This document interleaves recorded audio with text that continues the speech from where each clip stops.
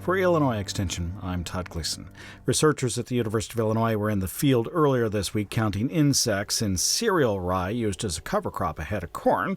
It was a cold, gray day to be counting bugs. Still, that's exactly what they were doing, moving across a field of cereal rye from one trap to the next.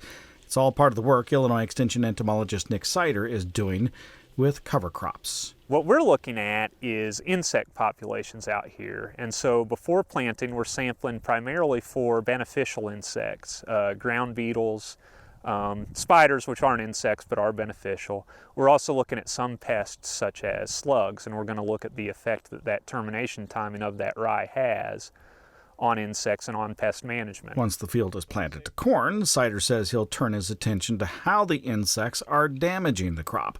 The point is to see if the termination timing of rye is correlated in any way to the insect damage to the corn. So ultimately what we're trying to do is develop management recommendations for farmers to determine if termination timing is going to have an effect on pest management, and if it does, what that effect is, how they can mitigate that, how they can plan for that, and what they need to be on the lookout for when they're planting corn following a rye cover crop. This particular cover crop research is funded in part by Illinois NREC. The Nutrient Research Education Council was created by state statute in 2012 and funded by a 75-cent per ton assessment on bulk fertilizer.